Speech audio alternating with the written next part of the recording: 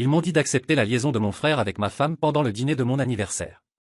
Je suis Alex, j'ai 34 ans, et toute ma famille s'est assise au dîner de mon anniversaire et m'a dit d'accepter que mon frère couchait avec ma femme. L'air dans cette salle à manger privée, tout en bois sombre et éclairage tamisé, était assez dense pour être coupé avec un couteau à steak. C'était censé être une célébration. Mon 34e anniversaire, un supposé nouveau départ.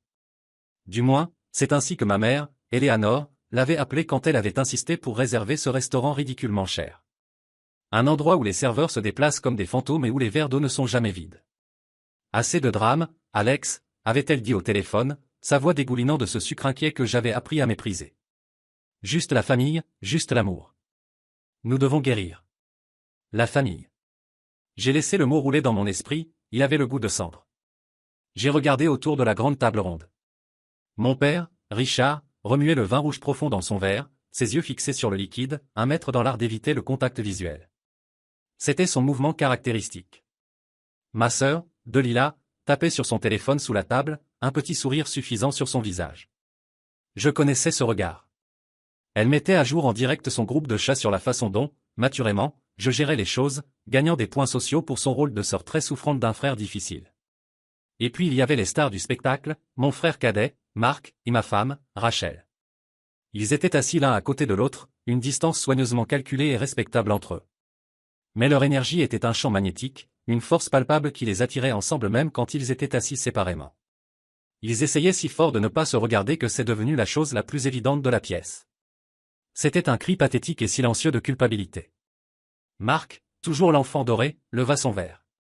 Il arborait le sourire qui avait toujours fonctionné avec nos parents, avec ses professeurs, avec chaque personne naïve qu'il avait jamais rencontrée. C'était une arme et il la maniait avec une aisance pratiquée. Ça ne marchait plus avec moi, pas depuis que j'avais vu le reflet de sa casquette délavée et stupide des Lakers dans les lunettes de soleil de ma femme sur une photo qu'elle avait fièrement légendée « Redémarrage solo ».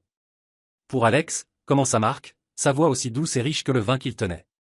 Un homme d'une grâce incroyable, un homme qui nous a enseigné le pardon et la force nécessaires pour avancer quand les choses deviennent difficiles. Pour la famille et pour la guérison, firent tous écho au toast. Pour la famille, leurs verres tintèrent ensemble dans une symphonie de mensonges.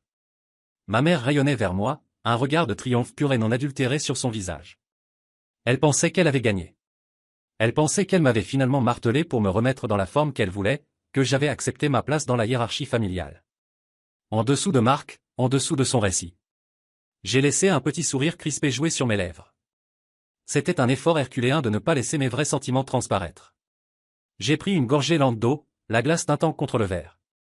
C'était le seul son dans la pièce pendant un long moment. Ça sonnait comme une horloge qui faisait tic-tac. Et puis j'ai fait un signe de tête. C'était un geste petit, presque imperceptible à l'œil non entraîné. Mais de l'autre côté de la pièce, il fut reçu. Une femme à une petite table séparée se leva. Elle était élégante, vêtue d'un costume sombre et tranchant qui rayonnait d'autorité silencieuse. Ma famille avait supposé qu'elle était ma nouvelle petite amie, un accessoire que j'avais amené pour la soirée pour prouver que j'avançais. Il lui avait donné des sourires polis et dédaigneux quand elle était arrivée, l'évaluant et la rejetant. Elle marcha vers notre table, ses talons cliquant doucement mais délibérément sur le plancher de bois poli. Elle posa sa mallette en cuir doucement sur la nappe blanche, juste au centre de la table. « Bonsoir », dit-elle, sa voix calme et claire, coupant à travers l'air vicié d'hypocrisie. Le sourire de ma mère vacilla, la confusion tremblant dans ses yeux. Le verre de Marc s'arrêta à mi-chemin de ses lèvres. « Je suis Sarachin », annonça-t-elle, ses yeux perçants balayant la table, établissant un contact délibéré avec chacun d'eux. « Je suis l'avocate d'Alex Thompson. » Le silence qui suivit n'était pas juste du silence. C'était un vide. Il aspira tout l'air, toute l'arrogance, tous les mensonges de la pièce, ne laissant derrière qu'une réalité froide, dure et terrifiante. La performance était terminée, et ma vraie fête d'anniversaire était sur le point de commencer. Tout a commencé par une odeur. C'est drôle, n'est-ce pas? Comment votre monde entier peut commencer à basculer sur son axe à cause de quelque chose d'aussi petit, d'aussi insignifiant? Pour moi, c'était l'odeur de noix de coco et de sel marin. Marc venait de rentrer de ce qu'il nous avait dit être une semaine brutale de voyage d'affaires pour une conférence technologique à Sacramento. Il entra dans la cuisine où je préparais le petit déjeuner, jeta ses clés sur le comptoir de granit avec un bruit, et l'air autour de lui changea. Il sentait les vacances à la plage. C'était une odeur propre, douce, presque tropicale, et elle était instantanément, nauséabondement familière. C'était exactement l'odeur de la nouvelle lotion corporelle ridiculement chère de Rachel. Celle qu'elle avait achetée quelques semaines auparavant, celle qui, disait-elle, lui donnait l'impression de s'évader, ne serait-ce que pour un moment. Nouveau parfum, demandai-je. J'essayais de garder ma voix décontractée, légère. Je gardais le dos tourné vers lui, me concentrant sur verser de l'eau chaude sur les grains de café, comme si c'était la tâche la plus importante du monde. Mes mains étaient parfaitement stables. Quoi? Non, mec, dit-il. Sa réponse fut une fraction de seconde trop rapide. Les mots sortirent en trébuchant. Probablement l'Uber que j'ai pris de l'aéroport. Le chauffeur avait un de ces petits désodorisants en forme d'arbre suspendu au miroir. Tu connais ces trucs. Je me retournai, tenant ma tasse de café. Il était déjà à moitié sorti de la pièce, attrapant son sac de sport. Il ne pouvait pas me regarder dans les yeux. Ce fut le premier ping. Une petite cloche d'alarme au fond de mon esprit. Le genre qu'on est conditionné à ignorer parce que l'alternative est simplement trop terrible à contempler. Mais la cloche continua à sonner. Plus tard cette semaine, elle sonna à nouveau, beaucoup plus fort cette fois. Je faisais défiler les réseaux sociaux avant de dormir, une habitude insensée pour engourdir le cerveau. Et puis je l'ai vue. Une photo que Rachel avait postée cet après-midi. C'était un selfie parfait d'elle sur une plage, le soleil se couchant glorieusement derrière elle, transformant le ciel en orange et rose. La légende était conçue pour un effet maximum. Redémarrage solo. Juste moi, les vagues et mes pensées. Très nécessaire. Elle avait l'air magnifique. Elle avait l'air sereine. Mais j'ai toujours été une personne orientée vers les détails. C'est ma nature. C'est ce qui fait de moi un bon analyste financier. Vous apprenez à chercher les choses que les autres ratent. Mes yeux glissèrent vers ses lunettes de soleil, les gros aviateurs sombres qu'elle adorait. Et là, dans le reflet courbé et sombre de la lentille droite, il y avait un fantôme. Une silhouette à peine visible mais incontestable d'un homme tenant un téléphone pour prendre la photo. Un homme portant une casquette délavée violette et dorée des Lakers. La casquette des Lakers de marque. Cette chose dégoûtante et transpirante que j'avais supplié qu'il jette depuis des années. Celle qu'il portait partout comme une couverture de sécurité. Mon sang se glaça, je le sentis comme de l'eau glacée inondant mes veines. Je zoomai, mon pouce tremblant légèrement. L'image était déformée, floue. Mais c'était lui. Il n'y avait aucun doute dans mon esprit. Il n'était pas à Sacramento, et son voyage n'était pas solo. Mon premier instinct ne fut pas la colère. Ce fut une douleur profonde et retournante d'estomac, suivie d'une vague de confusion. Cela devait être une erreur. Je devais me tromper. Alors j'ai fait ce que vous êtes censé faire. J'ai cherché ma famille pour une vérification de la réalité.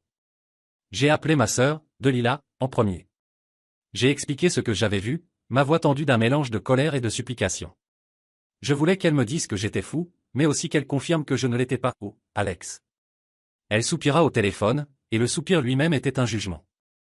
Il était lourd de la fatigue de quelqu'un qui avait tout entendu avant. Tu es paranoïaque.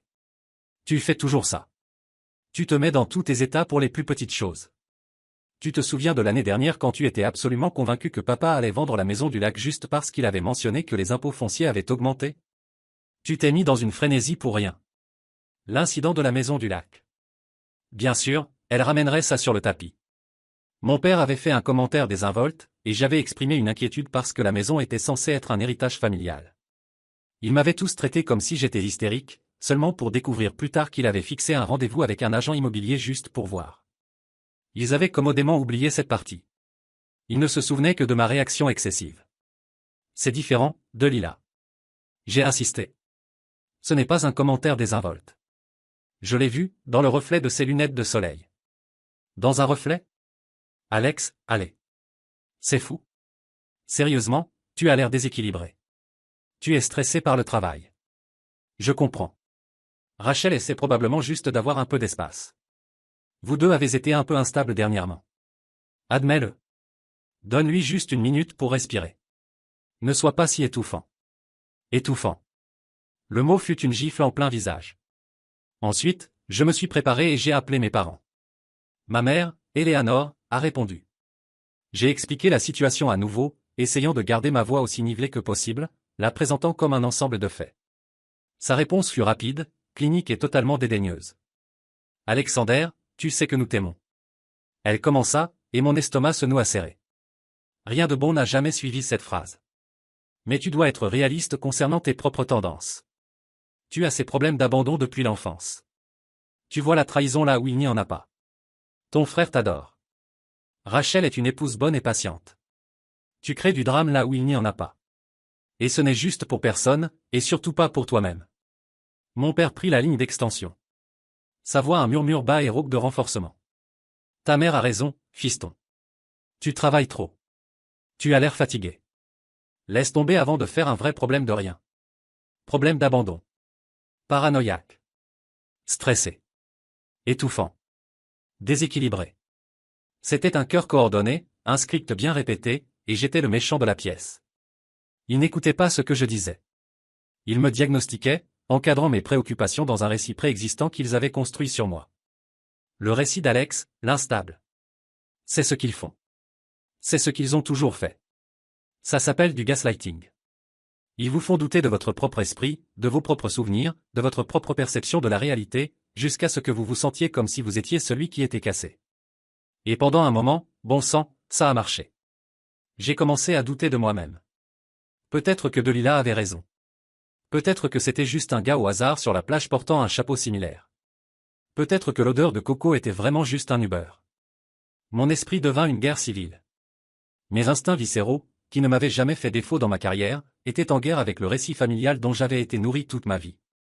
Marc est le doré, le charmeur, celui à protéger. Alex est le sérieux, le sensible, celui qui s'inquiète trop. Mais je ne pouvais pas me débarrasser du sentiment. C'était un éclat dans mon esprit, et il s'infectait. Alors j'ai commencé à faire la seule chose que je savais faire quand confronté au chaos. J'ai commencé à collecter des données. J'ai commencé à construire un dossier. Je suis allé dans une papeterie et j'ai acheté un simple carnet Moleskine noir et un stylo à pointe fine. Cette nuit-là, après que Rachel dormait ou faisait semblant de dormir, je me suis assis dans mon bureau à domicile et je l'ai ouvert à la première page vierge. L'acte d'écrire, de donner forme, était un petit acte de défi. 3 mars. Marc prétend être à Sacramento pour une conférence technologique. Rachel poste un selfie de la plage de Santa Monica, prétend que c'est un voyage en solo. Le reflet dans les lunettes de soleil montre un homme portant ce qui semble être la casquette des Lakers de Marc. Sa légende souligne le mot solo. Surcompensation. 10 mars. Marc rentre à la maison. Son sac de toile et sa veste sentent fortement la noix de coco et le sel marin. La nouvelle lotion corporelle de Rachel est baisée de coco. L'excuse de Marc? Désodorisant du beurre. Il était visiblement nerveux quand j'ai demandé. Chaque entrée était une brique. Je construisais un mur de faits pour me protéger de leur tempête de manipulation. Le gaslighting devint une activité de groupe. Au prochain dîner de famille, chez Delilah, j'étais silencieux, juste en train d'observer. C'était comme regarder une pièce où tout le monde connaissait ses répliques sauf moi. J'ai observé comment Rachel et Marc évitaient méticuleusement de faire contact visuel. J'ai observé comment ma mère dirigeait habilement et doucement toute conversation loin de leur voyage récent si elle s'approchait trop près des spécificités. « Tu as été silencieux ce soir, Alex, » dit mon père, passant la purée de pommes de terre. Ce n'était pas une question. C'était une accusation. Juste fatigué, répondis-je, ma voix plate. Ma mère sauta sur l'ouverture, ses yeux brillants de fausse inquiétude. Tu ne dors toujours pas bien, chérie? Ton père et moi sommes inquiets pour toi. Tu devrais vraiment parler à quelqu'un. Peut-être que tu devrais appeler Spencer. Il t'a tellement aidé la dernière fois. Spencer, mon ami d'enfance, maintenant psychiatre à succès. La dernière fois à laquelle elle faisait référence était une période difficile que j'avais traversée il y a quelques années après qu'une grosse affaire au travail ait mal tourné. J'étais épuisé, anxieux et au bord de la dépression. Spencer avait été utile. Il m'avait donné des outils pour gérer le stress. Maintenant, ma mère tordait cette période de vulnérabilité en un diagnostic à vie, une arme à utiliser contre moi chaque fois que je sortais de la ligne. Tu sais, continua ma mère, regardant autour de la table, rassemblant le soutien des hochements de tête de ses autres enfants. Peut-être que tu devrais considérer reprendre quelque chose pour un moment, juste pour te stabiliser. Tu allais si bien avant. L'implication était claire comme le jour. Ma clarté était le problème. Mes soupçons étaient un symptôme de ma maladie. Ma sanité mentale était la chose en question. J'ai regardé Rachel, suppliant avec mes yeux qu'elle dise quelque chose, n'importe quoi, pour me défendre. Elle ne fit que regarder vers le bas vers son assiette, poussant un seul haricot vert avec sa fourchette, l'image de l'innocence. Elle était une partenaire silencieuse et complice dans mon assassinat de caractère. Plus tard cette nuit-là, j'ai trouvé une excuse pour utiliser les toilettes à l'étage. Le sac à main de Rachel était posé sur le comptoir de marbre, légèrement ouvert. Je n'avais jamais fouillé dans ses affaires auparavant dans toute notre relation de 8 ans. Cela semblait une violation fondamentale de confiance. Mais je réalisais, debout là dans la salle de bain froide et silencieuse, que la confiance avait déjà été violée. J'étais juste le dernier à le savoir. Mes mains tremblaient, mais je tendis la main à l'intérieur. Mes doigts effleurèrent un morceau de papier plié. Je le sortis. C'était un reçu d'hôtel. La playa à Santa Barbara. 2 nuits. Un leaking. La date était d'il y a 3 semaines. Le week-end où Marc nous avait dit qu'il était en retraite de team building dans les montagnes. Le week-end où Rachel m'avait dit qu'elle était en retraite spa avec ses vieilles amies de fac. J'ai pris mon téléphone et j'ai pris une photo du reçu, mon cœur martelant contre mes côtes. Le flash sembla comme un coup de feu dans la salle de bain silencieuse. Je remis rapidement le reçu en place, redressai son sac et m'aspergeai d'eau froide sur le visage. L'homme dans le miroir avait l'air pâle, hanté, mais ses yeux étaient perçants et clairs. Je n'étais pas fou, et j'avais la preuve. Sur le chemin du retour, je me suis arrêté. Je ne pouvais pas rentrer à la maison avec elle. Pas encore. J'ai navigué dans mes contacts et trouvé la seule personne dont je savais qu'elle n'essaierait pas de me diagnostiquer. Jason. Il répondit à la deuxième sonnerie. Salut, mec. Tu as l'air affreux. Ma voix sortit comme un croassement. Je pense que Marc couche avec Rachel. Il y eut une pause lourde de l'autre côté de la ligne, mais ce n'était pas une pause d'incrédulité. C'était la pause d'un ami traitant des informations sombres. D'accord, dit finalement Jason, sa voix ferme comme un roc. Quelles sont les preuves? Je lui ai tout raconté. L'odeur, la photo, la réaction de la famille et, finalement, le reçu d'hôtel. C'est une arme fumante, Alex, dit-il. Qu'est-ce que tu vas faire? Je ne sais pas. J'ai admis, ma voix se brisant pour la première fois. Ils sont tous contre moi. Ils vont trouver un moyen d'expliquer. Ils vont dire que j'invente. Oublie-les, dit Jason, sa voix dure comme l'acier. Ils n'ont pas d'importance. Ce qui compte, c'est la vérité. Tu as besoin de plus qu'un reçu d'hôtel. Tu as besoin de quelque chose qu'ils ne peuvent pas déformer, quelque chose d'irréfutable. Tu as besoin de construire une forteresse de faits autour de toi si haute qu'ils ne peuvent pas l'escalader. Obtiens tout, et appelle-moi quand tu l'auras. Je suis là. J'ai raccroché le téléphone. Une seule larme de colère et de gratitude roula sur ma joue. La guerre dans ma tête était terminée. Mes instincts avaient gagné, et maintenant une nouvelle guerre était sur le point de commencer. J'ai remis la voiture en marche et me suis dirigé vers la maison, le carnet Moleskine noir sur le siège passager à côté de moi. Il avait beaucoup de pages vierges restantes, et j'allais remplir chacune d'elles. La confrontation avec Rachel fut un désastre calculé. Je savais logiquement quel serait le résultat, mais une partie stupide et pleine d'espoir de mon cœur devait essayer. Je devais lui donner une dernière chance d'être la femme que j'avais épousée, pas l'étrangère qui couchait avec mon frère. J'ai attendu jusqu'au soir quand le silence de la maison semblait oppressant. Je l'ai assise sur le canapé du salon, le même canapé où nous avions une fois regardé des séries de façon compulsive et planifié un avenir qui semblait maintenant une fantaisie. Je n'ai pas crié. Je n'ai pas élevé la voix. J'ai simplement glissé mon téléphone sur la table basse, la photo cristalline du reçu d'hôtel de Santa Barbara brillant sur l'écran. Peux-tu expliquer ça, Rach, demandai-je, ma voix dangereusement calme. Ses yeux vacillèrent vers l'écran. Pendant une fraction de seconde, je l'ai vu, une panique pure et non diluée. Son masque de composition glissa, et j'ai vu la culpabilité, la peur. Mais cela disparut aussi rapidement que c'était venu, remplacé par une performance qui méritait un Oscar. Son visage se décomposa, ses yeux se remplirent, et les larmes commencèrent à couler. À l'heure. Tu as fouillé dans mon sac, sanglota-t-elle, sa voix épaisse de trahison fabriquée. Je ne peux pas te croire, Alex. C'est de ça que je parle. Ta paranoïa. Ta jalousie. Ça m'étouffe. Réponds juste à la question. Rachel, dis-je, ma patience se fragmentant avec chaque fausse larme qu'elle versait. Tu étais à Santa Barbara avec mon frère? Non, cria-t-elle, bondissant sur ses pieds. C'était un voyage entre filles. Je te l'ai dit. Mon Dieu. Tu deviens fou. Tu déformes tout. Tu inventes ces conspirations folles parce que tu ne peux pas gérer tes propres problèmes. J'ai travaillé si dur pour essayer d'arranger les choses entre nous, pour être patiente avec tes humeurs, et tu me jettes ça, cette folie. Elle était une maîtresse. Elle a pris ma découverte, ma preuve, et l'a recadrée comme un symptôme de ma propre maladie. Elle n'était pas la menteuse. J'étais le paranoïaque.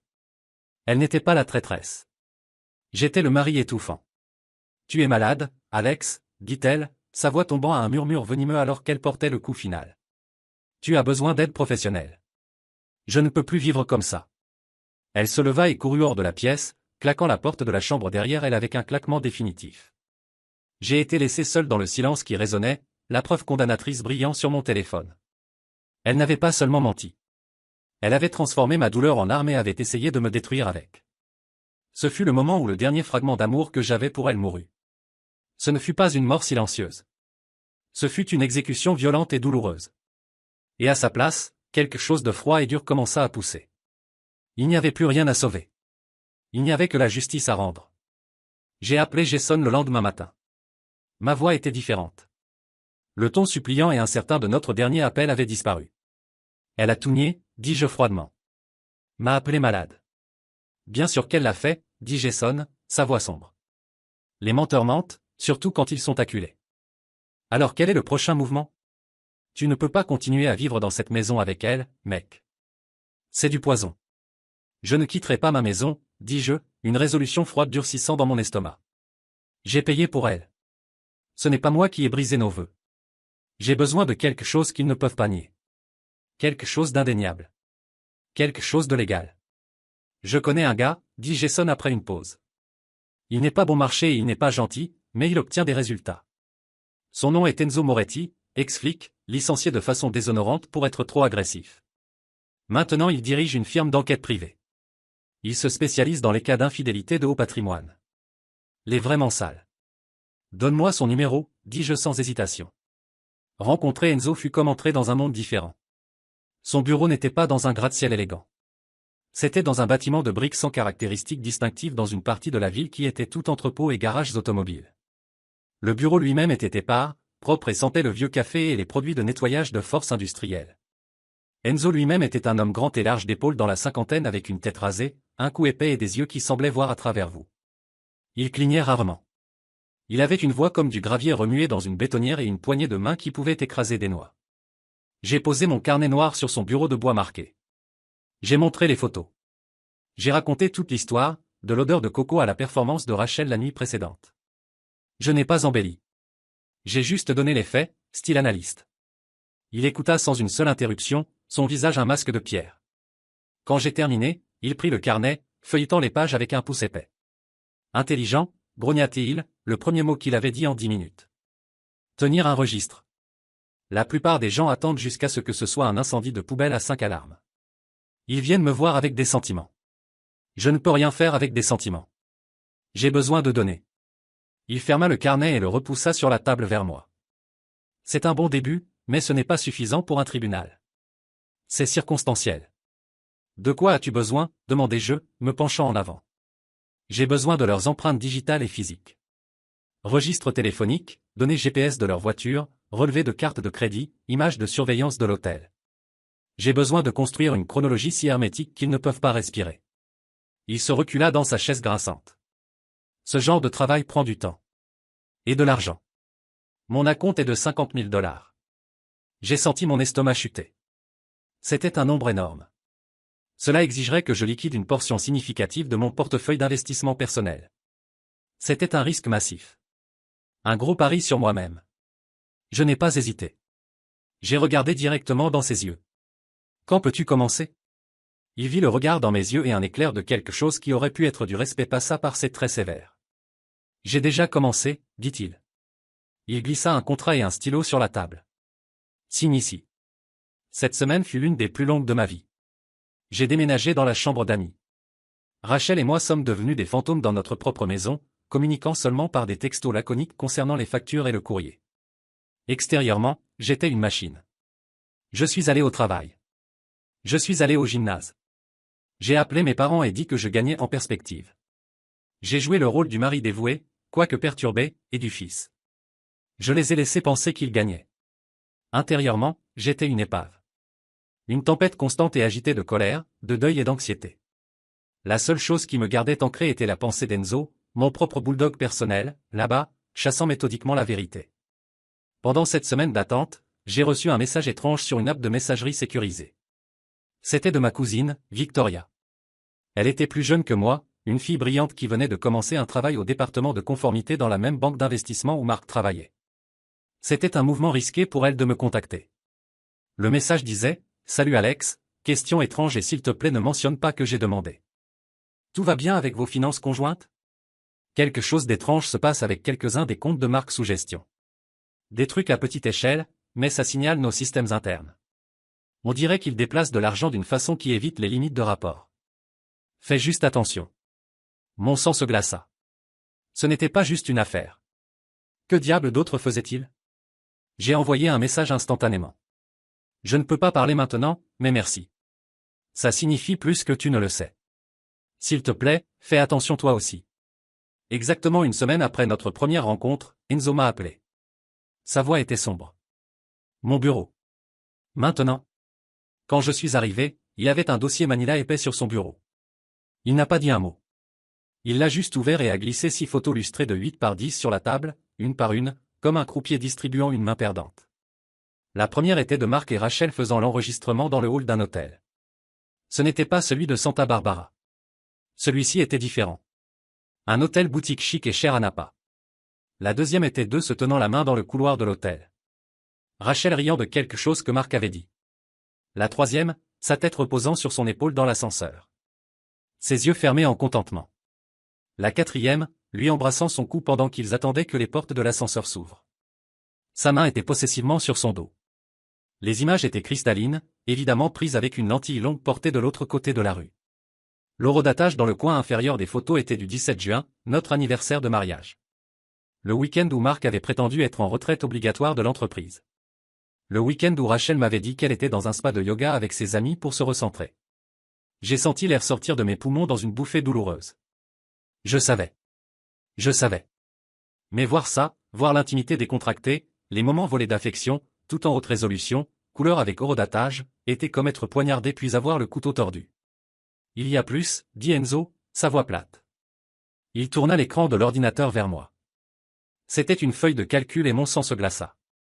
C'était une analyse détaillée d'une ligne de crédit d'équité que Rachel et moi avions. Une ligne de crédit que j'avais oublié que nous avions même. Il a sucé de l'argent d'elle pendant les 6 derniers mois. Petite quantité au début. Quelques milliers ici, quelques milliers là. Jamais assez pour déclencher une alerte bancaire. Ça s'accumule. Il pointa vers un total au bas de l'écran. 62 400 $. Où est-ce allé, chuchotai-je. Ma voix rauque. Mon argent. L'équité de ma maison. Enzo cliqua quelques touches. Une demande de licence commerciale apparut à l'écran pour une nouvelle boutique de vêtements féminins haut de gamme dans une partie branchée de la ville. Le nom du propriétaire était listé comme Rachel Thompson. Les 62 000 $ avaient été son capital de démarrage. Il avait volé mon argent pour financer l'entreprise de rêve de ma femme. Celle qu'elle m'avait dit qu'elle finançait avec un prêt aux petites entreprises. Elle avait tout fait toute seule.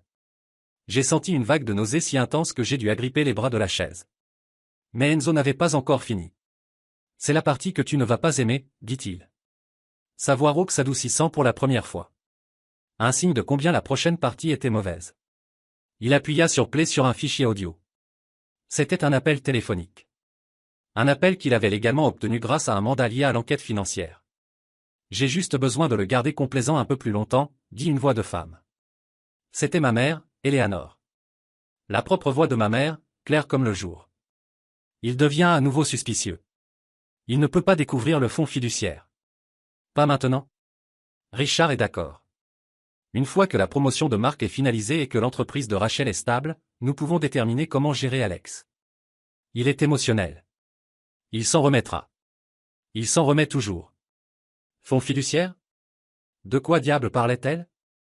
Votre grand-mère maternelle, que Dieu ait son âme, a laissé un fonds fiduciaire significatif pour vous et votre sœur, expliqua Enzo, ses yeux m'observant attentivement, évaluant ma réaction. Vous deviez en obtenir le contrôle total à votre 30e anniversaire. Selon les documents que j'ai tirés du tribunal du comté, votre mère, en tant qu'administratrice, a déposé une motion pour retarder votre accès, citant des préoccupations concernant l'instabilité émotionnelle et mentale, une motion qu'elle a réussi à renouveler chaque année depuis, avec des lettres de soutien de votre père et de votre sœur. J'ai regardé l'écran, les ondes audio de la voix de ma mère. Elle n'avait pas seulement couvert pour eux. Elle m'avait activement, systématiquement et financièrement saboté pendant des années. Elle m'avait dépeint comme instable pour les avocats et les banques, tout pour protéger son garçon doré et son affaire sordide. Ce n'était pas juste une trahison. C'était une conspiration à vie. C'était une campagne pour me maintenir en bas, pour me garder dépendant, pour me garder gérable. Mon chagrin, ma douleur, ma tristesse. Tout s'évapora en un instant, brûlée par un feu de colère pure et non adultérée. C'était une colère si froide et si claire qu'elle ressemblait à de la sérénité. J'ai levé les yeux de l'écran, mes yeux rencontrant ceux d'Enzo. Il vit le changement en moi. La victime avait disparu. Alors, dit-il tranquillement, quel est le jeu, Thompson? J'ai pris une profonde inspiration. La tempête en moi devint silencieuse. C'était le calme terrifiant dans l'œil d'un ouragan. Je ne demande pas juste le divorce, dis-je, ma voix ferme et dépourvue de toute émotion. Je vais brûler tout leur monde jusqu'au sol. Enzo hocha lentement la tête, un sourire sombre touchant ses lèvres. Pour ça, dit-il, tirant une carte de visite d'un tiroir verrouillé. Tu vas avoir besoin de plus qu'un pays. Tu vas avoir besoin d'un requin. Il glissa la carte sur la table. Elle était lourde, faite de métal noir. Elle disait, Sarachin, ESQ and Associates, fraude financière et litige de haut patrimoine. J'ai pris la carte, la sentant lourde dans ma main. C'était la première arme de mon nouvel arsenal. Fixe un rendez-vous, dis-je, ma voix comme de la glace. Dis-lui que je viens avec une montagne de preuves et dis-lui que je veux aller jusqu'au bout. La réunion avec Sarachin fut comme être conduit dans la salle de guerre du Pentagone. Son bureau était au 50e étage d'une tour de verre qui grattait le ciel, offrant une vue panoramique de la ville que je ne reconnaissais plus. L'espace était minimaliste, moderne et rayonnait d'un type d'efficacité implacable. Sarah elle-même était la personnification humaine de son bureau, tranchante, impeccablement vêtue d'un tailleur gris acier avec une intensité qui faisait qu'Enzo ressemblait à un surfeur décontracté. Elle ne perdit pas de temps avec les civilités. Enzo m'a briefé, dit-elle, gesticulant pour que je m'assoie. Montre-moi ce que tu as. Pendant la prochaine heure, j'ai exposé toute l'histoire sordide, juste comme je l'avais fait pour Enzo. Le carnet noir, les photos lustrées de 8x10 qui semblaient du poison au toucher, les états financiers labyrinthiques qu'Enzo avait préparés, finalement, l'enregistrement audio de ma mère qui brisait le cœur. Sarah écouta, ses doigts entrelacés pressés contre ses lèvres, ses yeux sombres ne quittant jamais les miens. Elle n'offrit pas un mot de sympathie, elle offrit de la stratégie. Quand j'ai terminé, elle se recula dans sa chaise. Ils ne vous ont pas seulement trahi, monsieur Thompson, dit-elle, sa voix nette et précise. Ils ont commis de la fraude électronique, de la conspiration pour frauder et une violation claire des devoirs fiduciaires liés à ce fidéicommis. Ce n'est plus un cas de divorce. C'est une guerre à plusieurs fronts. Notre objectif n'est pas seulement de gagner, c'est d'atteindre une victoire totale et inconditionnelle. Victoire totale et inconditionnelle. Les mots résonnèrent dans l'espace vide où mon cœur avait l'habitude d'être. Quel est le plan? Demandai-je. Le plan, dit-elle, un léger sourire dangereux touchant ses lèvres, est de les laisser penser qu'ils ont gagné la bataille, bien avant que nous gagnions la guerre. Tu vas devenir l'homme qu'ils ont toujours voulu que tu sois, complaisant, brisé et qui s'excuse. Tu vas les amener à un état de confiance suprême. Plus leur confiance est grande, monsieur Thompson, plus dure sera leur chute. Alors je suis devenu un acteur. Ce fut le rôle le plus difficile de ma vie. Je suis rentré à la maison et j'ai livré une performance digne d'un Oscar. J'ai trouvé Rachel dans la cuisine et je me suis excusé. Je lui ai dit qu'elle avait raison, que mon stress et ma paranoïa avaient pris le dessus sur moi, que j'avais été injuste et que j'allais chercher de l'aide. Le soulagement qui lava son visage fut si profond qu'il fut nauséabond. Elle m'a embrassé, une étreinte triomphante et pardonnante, et j'ai dû lutter contre tous les instincts de mon corps pour ne pas reculer de dégoût. Je pouvais sentir l'odeur faible de sa lotion de coco, la même odeur qui avait tout commencé. Le lendemain, j'ai appelé ma mère. Mes mains tremblaient pendant que je composais. J'ai avalé la bile dans ma gorge et je lui ai dit que j'étais désolé d'avoir été si dramatique, que j'aimais mon frère et ma femme et que je voulais laisser tout derrière. Elle était en extase. Oh, Alex, je savais que tu verrais la raison. Elle roucoulait, sa voix étourdie de victoire. C'est mon garçon mature. Je suis si fier de toi de voir la situation dans son ensemble. J'étais leur garçon mature, leur projet complaisant et brisé. Ils n'avaient aucune idée qu'ils célébraient au bord d'un volcan. En coulisses, ma vraie équipe se déplaçait à la vitesse de la lumière. L'équipe légale de Sarah rédigeait les dossiers légaux les plus complets et blindés que j'ai jamais vus. Enzo creusait plus profondément, découvrant que mon oncle Greg, le partenaire commercial à vie de mon père qui avait toujours favorisé Mark, avait aidé à mettre en place le compte offshore pour parquer une partie de l'argent volé, l'impliquant aussi. Jason était mon fantôme numérique, cartographiant leur vie numérique entière, créant une chronologie si précise qu'elle pouvait localiser où ils étaient à chaque minute de chaque jour où ils m'avaient menti. Il avait même récupéré des textos et des emails supprimés. Mais le plan semblait encore incomplet. Nous pouvions les exposer, les poursuivre, les ruiner financièrement. Mais cela n'abordait pas le cœur de la pourriture. Cela n'expliquait pas le pourquoi. Pourquoi les décennies de préférence pour Mark? Pourquoi la distance passive de mon père? C'était une vie entière de me sentir comme un étranger dans ma propre maison, un sentiment qui allait plus profond qu'une simple affaire. C'est alors qu'une intuition sauvage et folle, née d'une vie entière de me sentir moins que, prit racine dans mon esprit. Sarah. J'ai dit pendant une de nos sessions de stratégie tard le soir dans son bureau, entouré de tableaux blancs couverts de chronologie et de statuts légaux, j'ai besoin de quelque chose de plus, quelque chose de personnel. J'ai besoin d'un test ADN. Sarah leva un sourcil parfaitement sculpté. Toi et ton père? Oui. C'est une demande difficile, Alex, dit-elle, sont-on pragmatique. Tu ne peux pas le contraindre à fournir un échantillon sans une ordonnance du tribunal, pour laquelle nous n'avons pas de motif. Pas encore. De toute façon, cela pourrait être vu comme une motion frivole et nuire à notre crédibilité. Je sais. J'ai dit, ma voix basse. Je vais devoir l'obtenir moi-même. L'opportunité vint de façon inattendue, un cadeau de l'univers. Mon père m'a appelé. Alex, ta mère et moi nettoyons finalement le garage ce week-end. Il y a quelques vieilles boîtes de tes affaires du lycée ici. Tu devrais venir les chercher avant qu'elles soient jetées avec le reste des déchets. C'était l'excuse parfaite. J'ai conduit jusqu'à ma maison d'enfance, un endroit qui me semblait maintenant aussi étranger qu'un pays étranger. Mon père était dans le garage, transpirant dans la chaleur estivale, triant 20 ans de déchets accumulés. Il semblait soulagé de me voir pour avoir une distraction. Il me tendit une bouteille froide de bière. Nous avons fait une conversation bizarre sur le sport, sur mon travail. Je l'ai regardé prendre une longue gorgée de sa propre bouteille de bière puis la poser sur un établi encombré. Nous avons parlé encore 10 minutes, la conversation tendue et sans substance. Quand je suis parti, j'ai pris les boîtes de mes anciens bulletins et trophées, et j'ai aussi discrètement pris la bouteille de bière, l'enveloppant soigneusement dans un chiffon à poussière de mon coffre. Cela semblait sordide, comme quelque chose qu'un criminel ferait, mais j'étais au-delà de me soucier des convenances. J'ai conduit directement à un laboratoire privé qu'Enzo avait recommandé, un qui se spécialisait dans des résultats discrets et admissibles au tribunal. L'attente pour ces résultats fut 2 semaines d'agonie pure.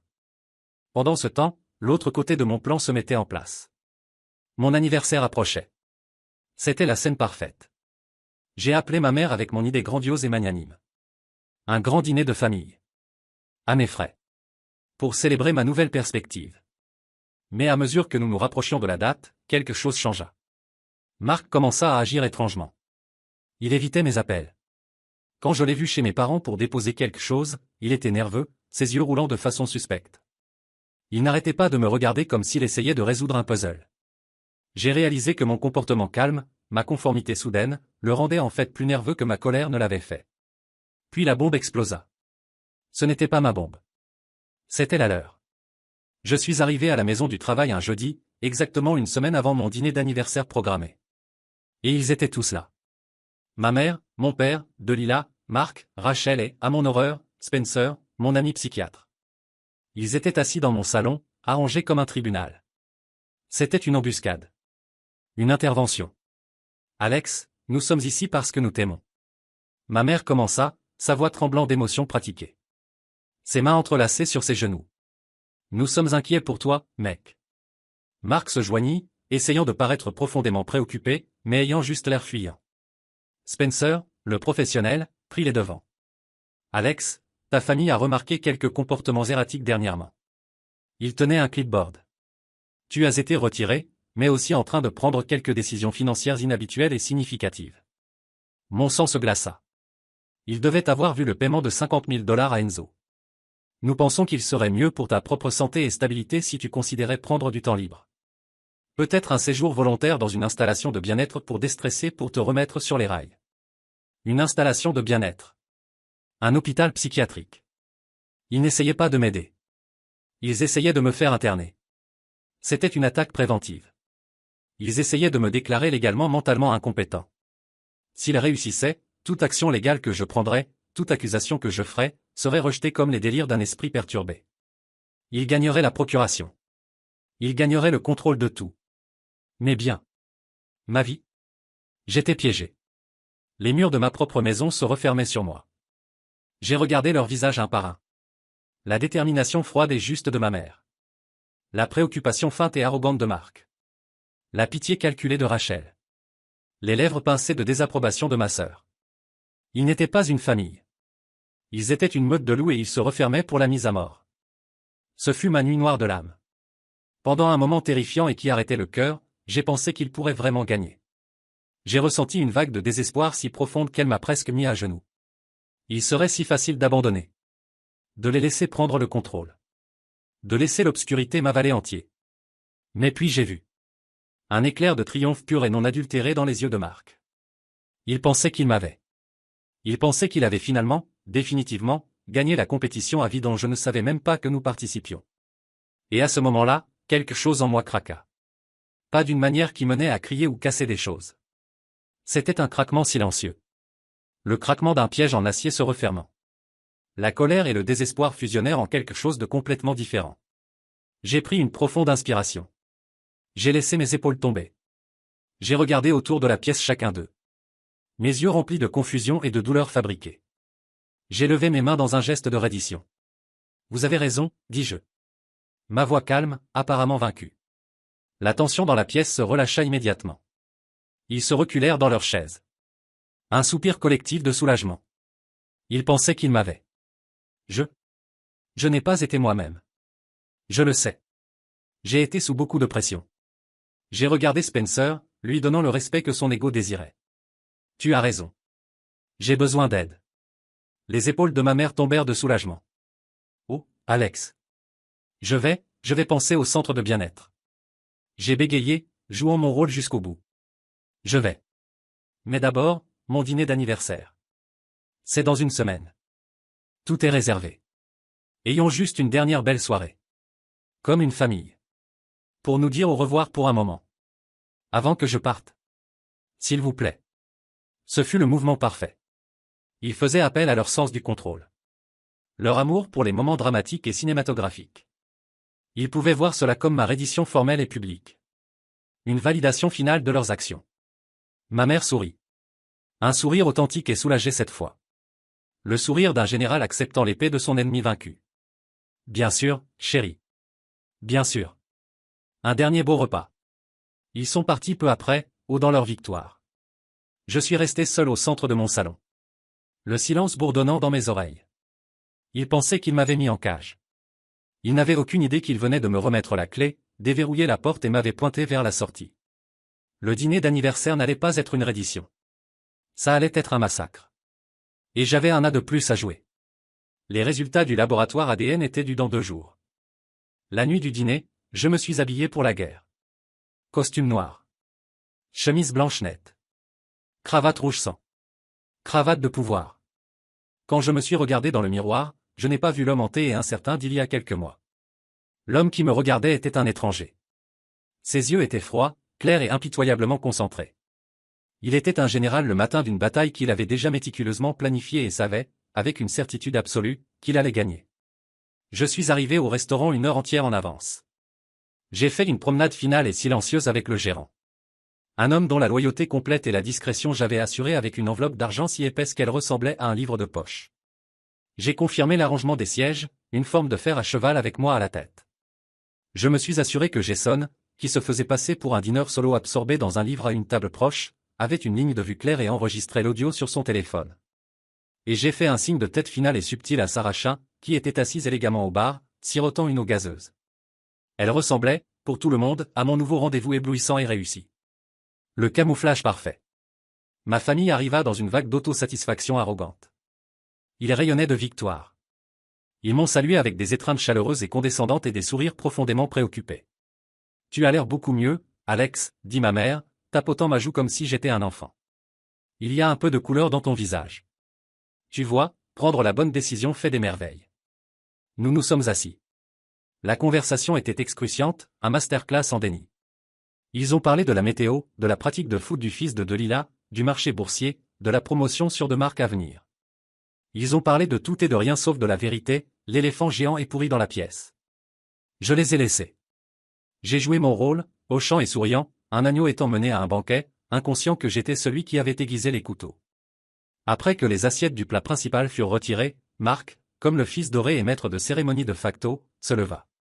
Il tapa son verre de vin avec une fourchette, un son triomphant et résonnant. C'était ça, l'acte d'ouverture de son tour de victoire finale, la célébration publique de ma reddition. J'aimerais porter un toast, commença-t-il, ce sourire d'1 million de dollars fermement en place, à mon frère Alex. Il a traversé beaucoup dernièrement.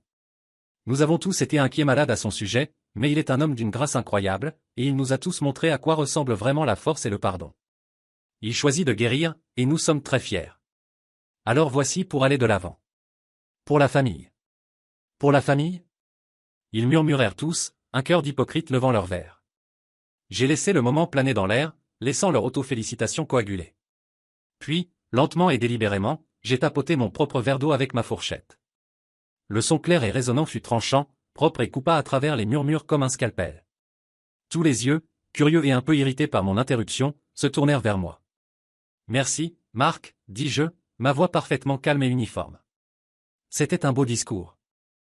Et c'est vrai que j'ai traversé beaucoup, et j'ai beaucoup pensé depuis notre intervention la semaine dernière. J'ai vu Spencer bouger inconfortablement dans son siège, son sourire professionnel vacillant. J'ai réalisé que vous aviez tous raison, continuai-je, laissant mes yeux glisser lentement de ma mère, vers mon père, vers Delilah, vers Rachel, et finalement se poser de nouveau sur Marc avec le poids d'un coup physique. J'avais un problème. Mon problème était que j'essayais de résoudre une conspiration légale et financière complexe avec mes émotions. Et comme vous me l'avez aussi utilement fait remarquer toute ma vie, mes émotions ne sont pas mon point fort. Alors, j'ai engagé de meilleurs outils. Sur cette réplique, Sarah Chin se leva du bar. Elle prit sa mallette et marcha vers notre table. Son arrivée fut un baume silencieux et gracieux qui aspira tout l'air de la pièce. Je crois que vous me connaissez tous de l'intervention à laquelle malheureusement je n'ai pas été invité, dit-elle, sa voix un claquement de fouet dans le silence soudain et mort. Je suis Sarah Chin, l'avocate d'Alex. Elle posa sa mallette de cuir sur la table et, de celle-ci, sortit un ensemble de 5 dossiers épais et professionnellement reliés en spirale. Les couvertures étaient noires simples. Elle en glissa un devant chaque acteur principal. Marc, Rachel, Eleanor, Richard et Delilah. Qu'est-ce que c'est que ça, bégaya Marc, son sourire disparut, remplacé par un froncement de sourcils confus et belliqueux. Ça, dis-je, me levant à ma pleine hauteur, me sentant puissant pour la première fois en année, c'est la vérité. Dans un format que vous ne pouvez pas rejeter comme moi étant paranoïaque ou émotionnel. Les mains de Rachel tremblaient alors qu'elle ouvrait son dossier. La première page était une photo couleur haute résolution de 8x d'Idel et Marc s'embrassant dans l'ascenseur de l'hôtel Napa. Elle fit un petit son étranglé et le referma brusquement comme si le papier avait brûlé ses doigts. Marc, toujours le combattant, déchira le sien. Il vit les mêmes photos, suivies de copies de ses relevés American Express, avec des frais pour l'hôtel boutique, les dîners chers, les bijoux de chez Tiffany S qu'il avait achetés pour elle, tout surligné en jaune. Puis vinrent les registres bancaires de la ligne de crédit sur valeur domiciliaire, montrant 62 000 $ coulant de mon compte vers le sien. Delilah ouvrit le sien pour trouver page après page de transcription de ses messages textes, que Jason avait récupérés. Des messages où elle coordonnait activement la campagne de gaslighting avec sa mère. Continue juste à dire qu'il est stressé et surchargé. L'un de ces textes disait, il va le croire si nous le disons tous. Nous avons juste besoin de le gérer à travers ça. Ma mère, Eleanor, regarda le sien avec horreur. Son dossier contenait l'audit financier complet de la ligne de crédit sur valeur domiciliaire, la montrant comme co-signataire qui avait approuvé les retraits. Et à la deuxième page, une transcription complète et littérale de l'enregistrement audio qu'Enzo avait capturé. Celui où elle parlait de me garder complaisant et de cacher illégalement mon héritage, le fonds fiduciaire. C'est illégal, chuchota ma mère, son visage gris, me regardant avec une haine pure. Tu ne peux pas m'enregistrer. C'était une écoute téléphonique légale, Eleanor, autorisée par un juge en relation avec une enquête de fraude financière. Sarah intervint, sa voix froide et factuelle, parfaitement admissible. Mon père, Richard, était le seul qui n'avait pas ouvert le sien. Il ne faisait que me fixer, son visage un masque de confusion et de peur. Il décida de jouer sa dernière carte, la carte de l'autorité paternelle. Alex, ça va trop loin, dit-il, sa voix essayant un ton commandant, mais sortant faible et mince. Je suis ton père, et je te dis d'arrêter ça maintenant. Ce n'est pas comme ça qu'une famille se comporte. J'ai soutenu son regard. J'ai laissé le silence s'étendre, savourant le moment. C'était ça, le vrai climax, le mouvement d'échec et mat, le secret que j'avais gardé prêt pendant 2 semaines longues et agonisantes. C'est le truc, Richard, dis-je, ma voix tombant, devenant intime, mortelle. C'est la pièce finale du puzzle que j'avais besoin de résoudre, la raison de tout ça. J'ai découvert récemment que tu ne le es pas. J'ai sorti de la poche intérieure de mon veston et j'ai tiré une seule enveloppe scellée. Je l'ai glissée sur la nappe blanche de la table vers lui, l'arrêtant juste devant son verre de vin. Je ne suis pas quoi. Il l'a déchirée avec des doigts tremblants et maladroits. C'était le rapport officiel et notarié du laboratoire ADN. Il a lu la conclusion, ses yeux scannant les mots condamnants. Basé sur l'analyse des marqueurs génétiques, la probabilité que Richard Thompson soit le père biologique d'Alexander Thompson est de 0%. Il a laissé tomber le papier comme s'il était en feu, il a voltigé jusqu'au sol. La table entière tomba dans un silence profond, sans fond, nucléaire. Le juge Harmon, mon parrain, qui était assis au bout de la table comme invité d'honneur, semblait soudain extrêmement malade. La ressemblance familiale étrange entre lui et moi, quelque chose que les gens avaient commenté comme une blague pendant des années, fut soudainement jetée sous une lumière horrifiante nouvelle. Ma mère regarda du papier, vers moi, vers le juge Harmon, et une compréhension silencieuse et terrible passa entre eux. Son visage, si possible, devint encore plus blanc. La conspiration n'était pas juste à propos d'une affaire. C'était à propos d'un mensonge qui avait pourri au cœur même de notre famille pendant 34 ans. Sa protection obsessionnelle et étouffante de Mark, son vrai fils, l'héritier légitime, la distance passive de toute une vie de mon père. Tout prenait un sens malade et tordu. Joyeux anniversaire à moi, dis-je silencieusement dans le vide. Le chaos qui suivit fut prévisible, mais pas moins satisfaisant.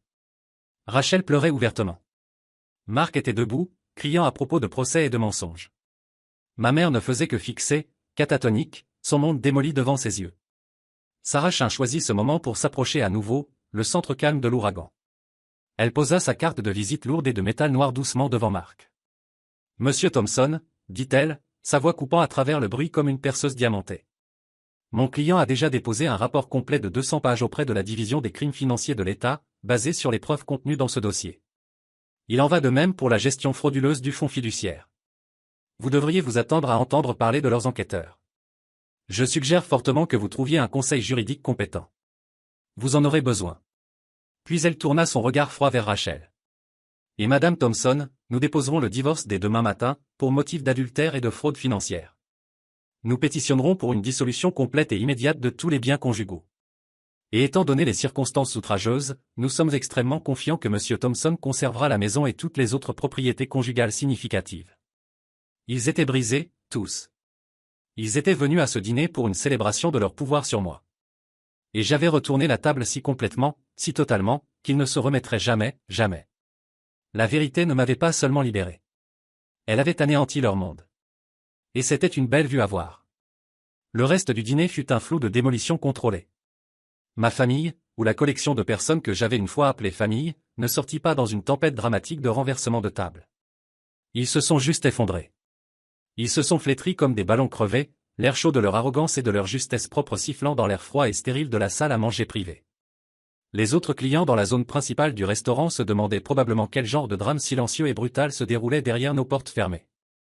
Mark fut le premier à essayer de rassembler une défense, mais ses coups étaient faibles et maladroits, comme un ivrogne essayant de commencer une bagarre.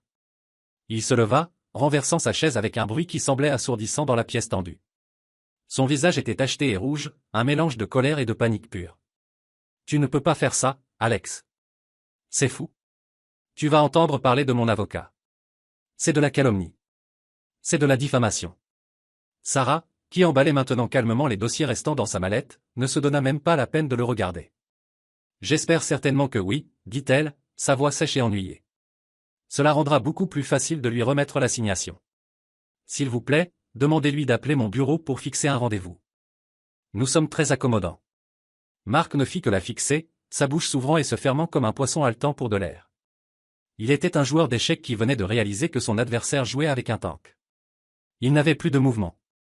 Il me regarda, ses yeux suppliants pendant un moment, comme s'il espérait que le vieil Alex, celui qu'il pouvait manipuler, entrerait et annulerait tout. Je ne fis que le fixer en retour, mon visage un mur blanc. Il n'obtint rien de moi. Vaincu, il prit son manteau et courut pratiquement hors du restaurant, un lâche jusqu'au bout. Rachel fut la suivante. Les larmes performatives avaient depuis longtemps séché sur son visage, laissant derrière un masque de fureur désespérée et laide. « Tu es un monstre, Alex, » chuchota-t-elle à travers la table, sa voix tremblant de colère. « Un monstre cruel, vengeur et mauvais. J'espère que tu es heureux. »« Heureux n'est pas le mot, Rachel, » répondis-je, ma voix uniforme et basse. « Venger est plus proche, mais honnêtement je me sens juste fini. Toi et moi n'avons plus rien à nous dire, jamais. Tu entendras parler de Sarah à partir de maintenant. Je n'ai pas élevé la voix. Je n'en avais pas besoin. » La finalité dans mon ton, l'absence absolue de toute émotion restante pour elle, fut plus dévastatrice que n'importe quelle dispute criée aurait pu l'être.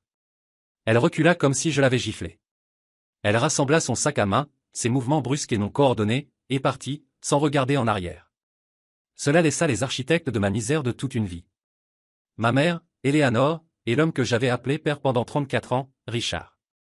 Eleanor était encore figée, ses yeux fixés sur le rapport ADN qui était sur le sol près de la chaise de Richard. Elle semblait avoir vieilli de 20 ans en 20 minutes. Son masque soigneusement construit de la matriarche parfaite et aimante avait été détruit, et la créature en dessous était petite, mesquine et terrifiée. Le juge Harmon, mon vrai père biologique, était silencieusement parti quelques moments plus tôt, murmurant quelque chose à propos d'un appel urgent, laissant derrière un verre significatif et non touché de whisky très cher. Un aveu silencieux de culpabilité. Richard me regarda finalement. Il n'y avait plus de colère dans ses yeux. Juste un vide vaste, creux et désolé. Il avait été une victime dans tout ça aussi, d'une certaine façon. Un cocu qui avait élevé l'enfant d'un autre homme, vivant un mensonge pendant plus de 3 décennies, trop faible ou trop effrayé pour jamais l'affronter. Mais sa faiblesse, son refus passif de jamais me défendre, sa volonté d'être un partenaire silencieux dans le gaslighting de ma mère, le rendaient complice. Son péché était d'omission, et il était également condamnable. Alex, dit-il, sa voix rauque, à peine un murmure. Je jure devant Dieu, je ne savais pas. Je le regardais, vraiment le regardais, pour ce qui semblait être la première fois. Tu ne savais pas, demandai-je silencieusement. Ou était-ce juste plus facile de ne pas regarder de trop près? Était-ce juste plus facile de me laisser être le difficile? Il n'avait pas de réponse. Il ne pouvait pas me regarder dans les yeux. Il poussa lentement sa chaise vers l'arrière, les pieds raclant contre le sol. Il se leva, un homme courbé et brisé, et sortit de ma vie sans un autre mot. Je l'ai regardé partir, et je n'ai rien ressenti. Ni pitié, ni colère, ni tristesse. Juste la fermeture silencieuse et propre d'un chapitre très long et très douloureux. Maintenant c'était juste ma mère et moi, avec Sarah debout à côté comme une sentinelle silencieuse. Tout ça, chuchota finalement Eleanor, sa voix un fantôme, ses yeux défocalisés, regardant quelque chose au loin. Tout ça était pour le protéger, parce qu'il était de Richard. Il était le légitime, le vrai héritier. La vérité crue et laide planait dans l'air entre nous. Dans son esprit tordu et narcissique, toute mon existence était une menace à la légitimité de son garçon doré. Mes succès étaient un ennui, mes douleurs étaient une distraction, et ma propre présence était un rappel gênant de sa propre trahison. Et maintenant tu n'as plus rien à protéger, dis-je. Ce n'était pas une question. C'était une déclaration de fait. Je me levai et posai ma serviette sur la table. Le repas était terminé.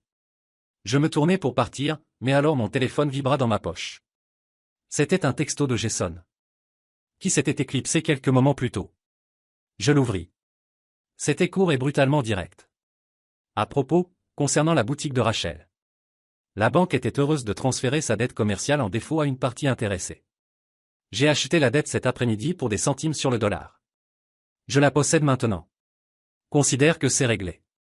Un petit sourire froid toucha mes lèvres. Ce fut le coup final et stratégique.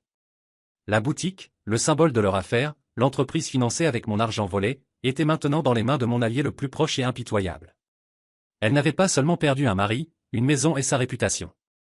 Elle avait perdu son rêve, et était maintenant massivement endettée envers la seule personne au monde qui ne montrerait absolument aucune pitié. Je regardai ma mère une dernière fois. Elle n'était qu'une femme petite et brisée assise seule à une grande table vide, entourée par les débris de sa propre création. Elle semblait pathétique. Je sortis du restaurant dans l'air frais de la nuit, Sarah à mes côtés. Je ne me sentais pas triomphant. Je ne me sentais pas heureux. Je me sentais calme. La tempête était passée. Le bruit dans ma tête, la conversation constante de doute et de douleur et de colère qui avait été ma compagne pendant si longtemps, était finalement silencieuse. Et pour la première fois de ma vie, j'étais debout dans le silence qui suivit, complètement et totalement seul. Et j'étais d'accord avec ça. La guerre était terminée. Maintenant, la reconstruction pouvait commencer. Une année s'est écoulée. Une année est à la fois une vie entière et le clin d'œil. Le temps a une façon drôle de poncer les bords tranchants du trauma. Il n'efface pas les cicatrices, mais il peut changer la façon dont vous les portez. Elles deviennent partie de votre topographie, une carte d'où vous avez été, pas une cage qui vous tient captif. Les premiers mois furent un tourbillon de procédures légales. Déposition, motion, affidavit, découverte. C'était une guerre stérile, basée sur le papier, et j'étais immensément reconnaissant d'avoir Sarah Chin comme ma générale. Elle était une merveille d'efficacité et d'agression contenue. J'ai délégué la bataille à elle, faisant un choix conscient de concentrer ma propre énergie, non pas sur démolir les restes de l'ancien, mais sur construire les fondations du nouveau. Le divorce fut finalisé avec une vitesse brutale. Confronté à une montagne de preuves irréfutables, l'équipe légale de Rachel lui conseilla de ne pas se battre. Elle accepta un petit règlement mandatoire par le tribunal que Sarah offrit, assez pour la garder loin de la misère, mais une fraction minuscule de la fortune qu'elle avait espérée, et elle disparut. J'ai entendu par le bouche à oreille qu'elle avait déménagé dans sa ville natale en Ohio, un endroit qu'elle avait toujours juré qu'elle ne retournerait jamais. Sa boutique de mode fut saisie par Jason, qui vendit ensuite les actifs et donna les profits à un refuge pour victimes de violences domestiques. Une pièce finale et poétique de justice. Mark et ma mère étaient une histoire différente et plus désordonnée. Ils étaient enquêtés par l'État pour crimes financiers. Leur cas traîna. Enlisé dans des manœuvres légales coûteuses, mais le résultat ne fut jamais en doute. Mark fut licencié de son emploi bien payé à la banque, mis sur liste noire de l'industrie financière qu'il aimait. Ils durent vendre la grande et belle maison familiale où j'avais grandi pour payer leurs factures légales croissantes. Leur monde parfait, construit sur ma souffrance silencieuse, avait été complètement et irrévocablement détruit. Quant à moi, j'ai vendu la maison que j'avais partagée avec Rachel le plus rapidement possible. Elle était contaminée. Chaque pièce gardait un fantôme, chaque coin un souvenir d'un mensonge. J'ai mis mes affaires essentielles en stockage et j'ai loué un appartement simple et moderne au centre-ville avec une excellente vue sur l'horizon de la ville. Pendant un moment, j'avais juste besoin d'anonymat. J'avais besoin d'être un homme sans passé. Je me suis consacré à deux choses. Mon travail, où la logique des nombres et des marchés était une bombe réconfortante, et la thérapie, avec un professionnel qui n'était pas un ami de la famille avec un agenda caché. J'ai trouvé une thérapeute difficile et sans fioriture dans la soixantaine qui m'a aidé à apprendre à démêler les 34 ans de mensonges soigneusement tissés de la vraie vérité de qui j'étais. C'était un travail méticuleux, comme séparer des fils dans un grand enchevêtrement. La plus grande vérité que j'ai découverte était que je ressentais encore une connexion profonde et primitive avec l'idée de famille, juste pas avec celle dans laquelle j'étais né. La seule personne de cette vie avec qui je parlais encore était ma cousine, Victoria. Elle avait été la première à tendre la main, la première fissure de lumière dans ma prison sombre de gaslighting. Elle avait choisi la loyauté à la vérité plutôt que la loyauté au récit familial toxique, et cela exigeait un type de courage que j'admirerais toujours. Nous nous sommes rencontrés pour un café un samedi ensoleillé, environ un an après l'infâme dîner d'anniversaire. Elle avait l'air bien, détendue, libre du poids oppressant des secrets familiaux. Alors, j'ai entendu quelque chose d'intéressant à travers le moulin à rumeurs du bureau, dit-elle, remuant son latte avec un petit sourire. Oncle Greg essaie de vendre la maison du lac. La maison du lac, le seul endroit de mon enfance qui gardait des souvenirs genuinement et purement heureux. Des étés apprenant à pêcher avec mon grand-père, des soirées fraîches autour d'un feu de camp, l'endroit qui était censé être mien un jour, une promesse qui m'avait été faite par ma grand-mère bien avant que je sache que les promesses de ma famille étaient écrites avec de l'encre qui disparaissait. Il gère la vente pour ta mère et Richard, continua-t-elle, prenant une gorgée de son café. Richard a déménagé, au fait, il vit dans un petit condo triste de l'autre côté de la ville. J'ai entendu qu'il ne peut même plus regarder Eleanor. La grande histoire d'amour est officiellement terminée. J'ai pris une gorgée de mon propre café, laissant la chaleur se répandre à travers moi. Un sourire lent et authentique s'étendit sur mon visage. Il ne peut pas la vendre, dis-je simplement. Victoria semblait confuse. Pourquoi pas? L'annonce vient juste de sortir cette semaine. Elle est sur tous les sites immobiliers locaux. Parce que, dis-je, me penchant en avant, le sourire se transformant en un large sourire. Je l'ai acheté le mois dernier, à travers une corporation écran aveugle établie par la firme de Sarah. Nous avons fait une offre en liquide qu'ils ne pouvaient pas refuser, bien au-dessus du prix demandé, avec une fermeture rapide. Ils n'ont aucune idée de qui est l'acheteur. L'affaire a officiellement fermé mardi. Il essaie de vendre une propriété qui m'appartient déjà. La mâchoire de Victoria tomba, un moment de silence abasourdi, puis elle explosa dans un sourire énorme et ravi. Tu es effrayant parfois, Alex Thompson, de la meilleure façon possible. Je suis juste fatigué d'être poli, répondis-je, et j'ai décidé qu'il était temps de réclamer mon propre héritage, selon mes propres termes.